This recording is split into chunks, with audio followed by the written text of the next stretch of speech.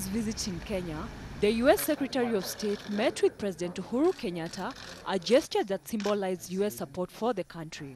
There can be no question that our meetings here today were timely. Events in Kenya and the broader region present us with a broad array of tests.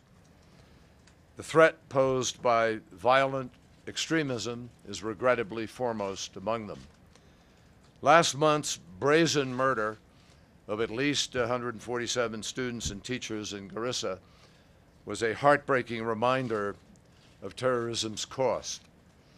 On behalf of President Obama and the American people, I join in expressing our deepest condolences to all of the families and to the friends of the victims in Garissa and to all those affected in previous attacks in Mandera, Wajir, Kenya's coast, including Mombasa, Nairobi's Westgate Mall, and elsewhere. He further stressed the importance of Kenya's military presence in Somalia, which acts as a catalyst to bring stability in the region.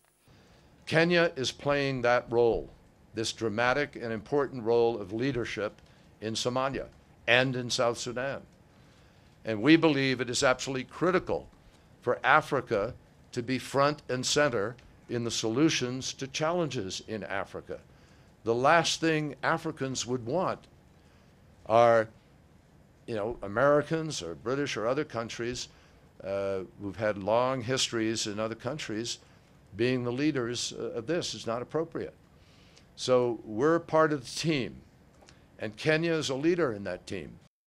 And despite calls from some government officials to shut down the Dadaab refugee camp, which is viewed as a breeding ground for radicalization, Secretary Kerry said the process requires a systematic approach. What the pressures of the refugee situation are doing is reminding everybody of the need to accelerate efforts to solve the underlying fundamental problems so people can go back to their homes in peace. I leave here with a much greater awareness of the challenge, with a much more immediate sense of the urgency of resolving it, and with a much greater commitment to try to work with our international partners in order to get the job done. In an additional show of commitment, the U.S. government pledged more funds to help Kenya fight terror. And we're proud of the fact that we're perhaps the largest donor in the world in terms of the refugee effort at this moment, with $3.8 billion alone going to the refugees from Syria and that conflict. And this year, a significance, about $100 million coming in additional aid for the fight against terrorism here in Kenya alone.